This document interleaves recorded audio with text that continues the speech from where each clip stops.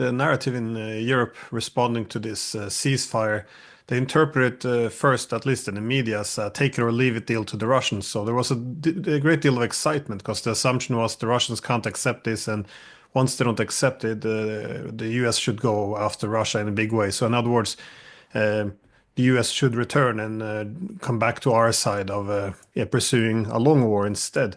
And then you had Starmer, he built this into the narrative that, well, Zelensky showed he wants peace, but now Putin does not.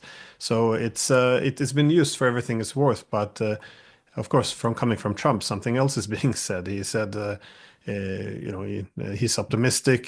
Putin respects America, and Ukraine shouldn't have picked a fight, in his words, with a much more powerful adversary. But where is the scope for compromise here? I'm curious because neutrality, it encompasses a lot. It's security guarantees, it's any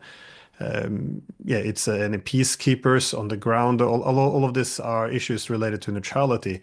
Of course, with the territorial disputes, there seems to be some more leeway, or at least there could be some in terms of where the administrative borders are pulled, because Trump said that we'll be talking about land and we'll be talking about power plants. I'm assuming this is the Zaporozhye nuclear power plant, which is under Russian control, and it's on its side of the Dnieper, a bit too uncomfortably close to Crimea. So, where do you think is a possibility to meet halfway? Would it be on the security architecture, or how do you view? Well, how much room is there for actual maneuver for both sides? First, let me say what Starmer and Macron say makes absolutely no sense to me at all.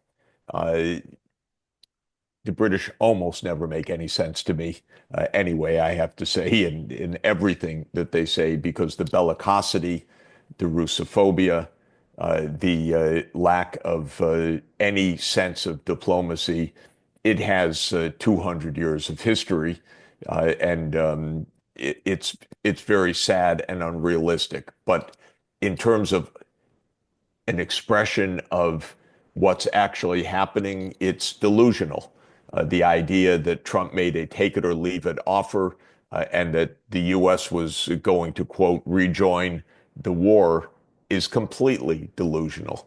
Trump and the United States are not going to rejoin the war with new packages of military aid and an extended war in Ukraine. The United States, in its current political, fiscal, military, geopolitical conditions, is not going to do that.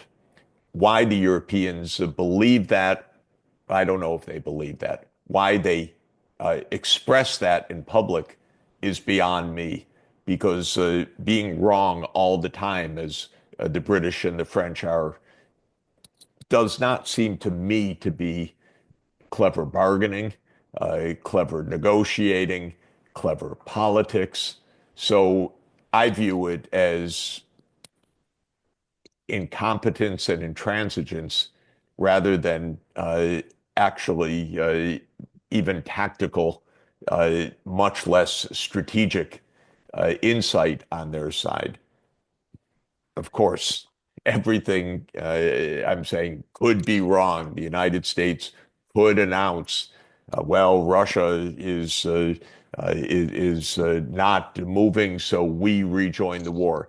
I find it impossible in the context of American politics and American interests and Trump's own position and the repeated positions of all those around him to believe that anything like that is remotely the case. So let me start there.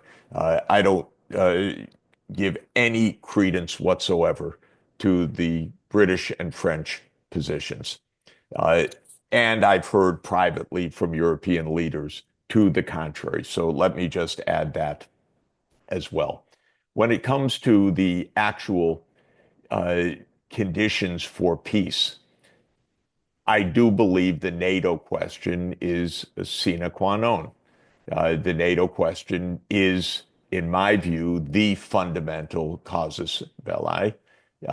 It goes back 30 years. It's not a secret. Many times, Western officials have expressed the truth about this. Trump has said the truth about this. U.S. officials have said Ukraine is not joining NATO. Ukraine is not joining NATO, period. Everybody needs to understand this. It's not going to happen. Whether NATO survives is yet another matter, by the way. It's not beyond thinking that 10 years from now there's no NATO. But given that, Ukraine is not joining NATO. Okay, next. What about territory? Well, Crimea is not going back to Ukraine. It was part of Russia for uh, centuries until a rather arbitrary maneuver when Crimea was gifted, so-called, to an administrative part of the Soviet Union, that is the Ukrainian Soviet Socialist Republic, in 1954 on an occasion of a 300th year celebration of a treaty which had made, according to the Russian view of it, Ukraine subordinate to the Russian Empire back in 1654. Okay, Ukraine, for countless reasons, is Crimea is not going back to Ukraine, period. Then come the questions of the annexed regions of the two Donbas oblasts and Zaporizhia and Kherson. I don't think that there's all that much room for maneuver and negotiating myself because uh, Russia won on the battlefield.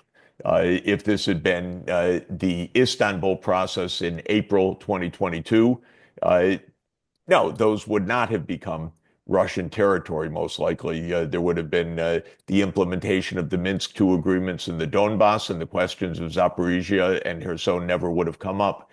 The Western side, led by Biden, was stupid. They were stupid to block the Istanbul process, which would have ended this conflict in April 2022. Now events have continued. Well, the negotiations are all the harder on territory. Ukraine will have to cede a lot of territory. I'm not in the negotiating room and I'm not going to negotiate in this way. I'm just saying that events on the ground since the Istanbul process have changed for the worse uh, regarding Ukraine's territorial situation. And that's predictably so. And I and you and others predicted it. So this is sad. If you play a losing hand and you keep upping the ante, you lose more in the end. And that's what happened to Ukraine.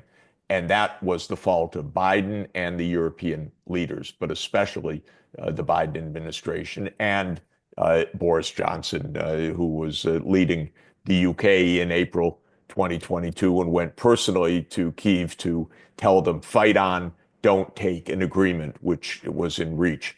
When it comes to the security arrangements, the central issue on the security arrangements include two questions. What kind of military situation? Who does or doesn't have troops on the ground? How big are the militaries and so forth in Ukraine? And second, what is Russia's role in the security arrangements? Russia has said we will not be a bystander to the security arrangements because then you make a pretext and we're back to war. And on the other hand, the European powers are saying this can't be an empty word of unilateral Ukrainian demilitarization. There needs to be something more than that. My own view, which I've put forward for many years, is that this should come under the context of the UN Security Council, which would automatically include Russia, but then automatically, of course, also importantly include China, which is a major stabilizing force for an agreement because China will want to see an agreement fulfilled. And it, of course, includes Britain, France, and the US. And so the Security Council is a good venue for putting in place the security agreements. And often there are Security Council plus other co-guarantor parties to a security agreement, and that's where this should be negotiated. I personally find the April 15, 2022 nearly finalized draft of the Istanbul Agreement or the Istanbul process to be a basis for peace. Basically, the two sides were going to reach peace had the Biden administration not intervened to continue the war. And therefore, all of these issues that we're talking about, permanent neutrality or non-NATO enlargement, the territorial issues, and the security issues were nearly nailed down. Had there been an interest in peace by the US administration, those remaining issues would have been settled through diplomacy, not cast aside as they were by continued war. So we know that we're not far away, uh, except in unbelievably heated and often obtuse rhetoric, and in terms of the unilateralism of Macron and Starmer egging on the European side. It's said, by the way, I've heard it several times. I think probably, perhaps it's said often in France. Well, Macron tried and he was rebuffed, and so why should he try again? This idea of how history unfolded and how negotiations go is so primitive that you wouldn't expect a 12-year-old to use that kind of logic. But this is actually the logic. He was rebuffed. He was insulted. He was humiliated. Oh, give me a break. Are you kidding? Would you sit down and negotiate a serious arrangement? This is my advice.